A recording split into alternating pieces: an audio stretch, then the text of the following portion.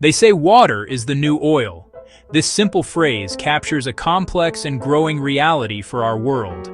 It suggests this fundamental resource is becoming as geopolitically charged as fossil fuels. We can see the evidence in satellite images of once mighty lakes shrinking into puddles, and in photographs of great rivers reduced to cracked, dusty beds. From the Nile to the Indus, nations are preparing for what experts call the water wars. This essay will explore the roots of escalating global tension and the critical hotspots where conflict could ignite, and outline pathways toward a more secure and cooperative water future for all humanity. To truly understand the brewing crisis, we must first look at the simple, stark numbers of our planet's water budget. Approximately 97.5% of all water is salt water, found in the oceans and seas, unsuitable for drinking or agriculture without costly treatment. This leaves a mere 2.5% as fresh water. Nearly 70% of that fresh water is frozen in Antarctica, Greenland, and mountain glaciers, a vast and vulnerable reservoir. Of the unfrozen remainder, over 98% exists as groundwater stored in aquifers, some ancient and effectively non-renewable. They are being rapidly depleted. Less than 1% of the world's fresh water is easily accessible surface water, the sliver we depend on daily. This tiny fraction must support a global population past 8 billion and rising. More people require more water for drinking, sanitation, and hygiene. Growing cities demand enormous quantities for homes, businesses, and infrastructure. Industries, from electronics to textiles, consume vast volumes for processing and cooling. The single largest consumer is agriculture, accounting for roughly 70% of global freshwater withdrawals. This intense demand has produced water stress and water scarcity. Water stress occurs when demand exceeds available supply or when quality restricts use. Water scarcity is a chronic, systemic lack of sufficient water resources, projected to worsen, with over half the world facing stress by 2050. The global water crisis is a present-day reality, playing out in critical river basins around the world. Transboundary rivers that cross political borders are natural flashpoints for tension. One of the most closely watched disputes is unfolding in the Nile Basin.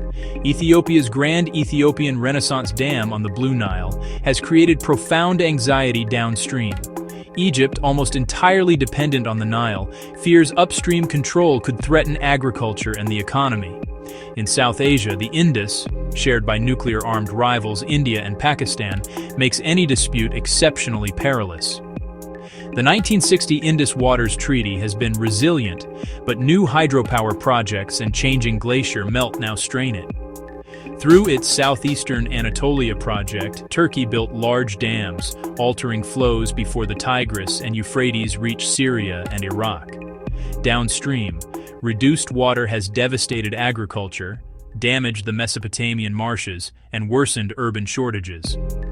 The Tibetan Plateau, Asia's water tower, feeds rivers including the Mekong, Brahmaputra, and Yangtze.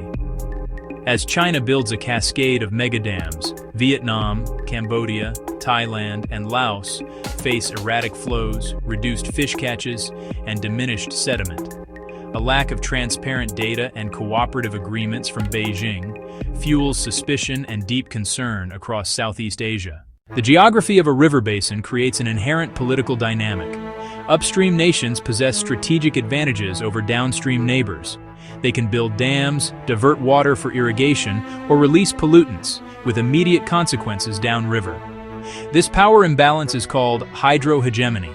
A hydrohegemon uses military, economic, and geographic power to control shared water and impose policies. Turkey, Ethiopia, and China exemplify upstream control over transboundary rivers.